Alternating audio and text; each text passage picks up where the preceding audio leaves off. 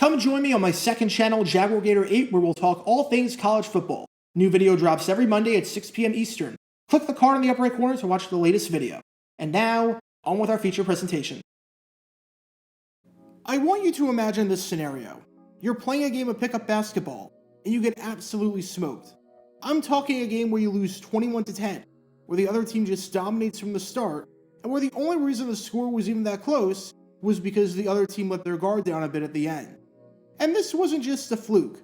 You know the guys on their team are good and played in high school, while the guys on your team are just guys who play at the gym and shoot around for fun. Now imagine that after the game, completely seriously, you're on the losing team and you say, "We were so much better than you. We're the better team." Even though literally all the evidence goes against that, and there's nothing whatsoever to suggest that you're better. Seems kinda silly to say that, right? I don't even know why you'd suggest something like that when you just lost by a lot, and you were very clearly not better. Yet in 1996, that's exactly what happened after a game between the Baltimore Ravens and the New England Patriots. This is Ravens wide receiver Michael Jackson. He was a very good player during the 90s, especially for a 6th round pick, and some even argue that he might be the best receiver in Ravens history. He had a ton of talent, and during that 1996 season, led the NFL with 14 receiving touchdowns, and finished 6th in the league in receiving yards. There was no denying his ability on the field. But off the field, during that great 1996 campaign of his, he said one of the stupidest things after a game against the Patriots that definitely did not look ridiculous at the time, and definitely did not look like one of the worst takes ever with hindsight. This is the story behind the stupidest post-game moment in the history of the Baltimore Ravens. Before I talk about the incident in question, we need some context to understand the game at hand, and how it went.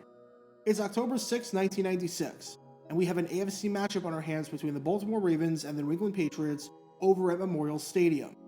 Yes, it feels weird seeing a game at Memorial Stadium that doesn't involve the Colts, but the venue has been incredibly kind to the Ravens thus far, as through their first 2 games at the venue since moving to Baltimore, they've won both of them. Both the Ravens and Patriots entered this game at 2-2. Although these are 2 teams that are somewhat heading in opposite directions. For the Ravens, they've lost 2 of their last 3 games, while the Patriots, after an 0-2 start, have won their last 2, thanks to a suffocating defense that allowed just 21 first downs over the previous 2 weeks, forced 6 turnovers, and allowed just 75 rushing yards. The stakes are simple. The winner of this game gets above 500, and the importance of that cannot be overstated. The year before, in 1995, of the 6 teams in the AFC to make the playoffs, all 6 of them were above 500 after 5 games. Win this game, and your odds of making the playoffs are fairly decent. Lose this one, and it will be somewhat of an uphill climb with about 2/3 of the season to go. And this game was a bit of a historic one, because when the final whistle sounded, for the first time in franchise history, the Baltimore Ravens lost the game at home, losing it by a final score of 46-38. Now you might be looking at that score and thinking to yourself, well, that game was awfully close. It was a back and forth affair, a true offensive shootout, and was one of the best games of the season. And that's where you'd be wrong, because this game was pure domination on the part of the Patriots from the start to almost the finish. The Ravens went 3-and-out on their first drive of the game, and the Pats responded by getting a field goal on their first drive to take a 3-0 lead. On their first drive of the second quarter, the Pats once again went back up by 3 after driving 91 yards down the field on 7 plays, capping the drive off with a 7-yard touchdown pass from Drew Bledsoe to Shawn Jefferson. One drive later, the Pats once again went back up by 3, only needing 4 plays to drive down the field this time. And on the final drive of the half, the Pats had their biggest lead of the day, with Adam Vinatieri hitting a 35-yard field goal to make it 20-14.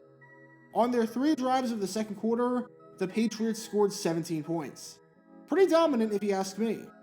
By this point, the floodgates were starting to open up, as the Ravens had no answer whatsoever for Drew Bledsoe, who was playing one of his best games ever. The Pats scored on the opening drive of the second half after Bledsoe threw a 1-yard touchdown pass to Mike Bartram to make it 26-14, which became 28-14 after the 2-point conversion. After forcing a 3-and-out, the Patriots scored once again, with Bledsoe throwing another touchdown pass, as he hit Sean Jefferson from 35 yards out on the second play of the drive. Midway through the third quarter, and the Pats were up 35-14. New England scored yet again on their next drive, as Zada Vinatieri hit a 50-yard field goal to make it 38-14 in the fourth quarter. And then, the Pats added a special teams touchdown for good measure to make it 46-22. Midway through the fourth quarter, and the Patriots were up by 24 points. This game, for all intents and purposes, was over. Fans were heading for the exits, and I'm sure NBC was debating in certain markets whether or not to switch the game to a more competitive game, since this one was pretty much decided. Now, to be fair to the Ravens, they made the score close, and the final score was 46-38, thanks to some onside kick magic that gave the Ravens an extra possession. But throughout the second half, Pats fans weren't sweating one bit. This one was a bloodbath, or as much of a bloodbath as an 8-point game can be. And perhaps the biggest reason why the Patriots won this game in such dominant fashion, to get to that coveted above 500 mark after 5 games, was the play of their former number 1 overall pick in the 1993 NFL Draft, quarterback Drew Bledsoe. You could make the argument that this game against the Ravens was the best game of his entire career, and the numbers could have been even better if he actually threw the ball in the fourth quarter, although the Pats just wanted to run out the clock by this point. He finished the game with 4 touchdowns and no interceptions. Not only did he tie a career high in touchdown passes, but it was the first time in his career that he finished the game with 4 touchdowns and no picks. He had a passer rating of 122.8. Among games where he threw at least 30 passes, that was the second highest passer rating of his career, only behind his rating of 130.6 in a 1994 game against the Buffalo Bills, where he threw 3 touchdowns and no interceptions. And he commanded New England's offense down the field at will. At one point in the game, from the start of the second quarter through the start of the fourth quarter, the Pats scored on 6 consecutive drives. On those 6 drives, the Patriots, assuming that they scored 6 touchdowns based on their starting field position, could have picked up a maximum of 421 yards. In actuality, the Patriots picked up 371. When you're picking up over 88% of your possible yardage, that is insanely good. That is the sign of a dominant performance. So this was a great and a convincing win for the Patriots, which left head coach Bill Parcells very happy. He was very pleased with the performance and the convincing nature of it, saying, "I'm happy to get a road win. That's a big step for us." But there are 2 sides to every coin, because for every game where there's a winner, there's a loser. And that raises the question, how did the Baltimore Ravens handle the loss? How did they handle a loss where they looked awful for the vast majority of the game? And even though they put up a valiant effort at the end when the Pats let their guard down to make the score way closer than what the true nature of the game indicated, still lost and did not look good. Well, Ravens wide receiver Michael Jackson took a rather interesting approach in the post-game press conference. Because after the game, despite the beatdown, Jackson said, without any hint of sarcasm whatsoever, "I'm not impressed. We're better than them." Now, before I go any further, nothing about this comment makes any sense, and it makes you look stupid to say that you're better than a team after that team just destroyed you. However, if there was any player who earned the right to talk after the game, it was Michael Jackson, because unlike a lot of players on the team, his numbers were off the wall. Whenever Vinny Testaverde called his name, he was there, because Jackson had a great game and was nothing short of dangerous. Jackson finished the game with 8 receptions, which was the most on either team, 128 yards, which was the most on either team, and 2 touchdowns, which was tied with Sean Jefferson on the Patriots for the most on either team. It was hands down the best game of his career. The 8 receptions set a career high, the 128 yards was the 3rd most he ever had in a game at that point, and the 2 touchdowns tied a career high.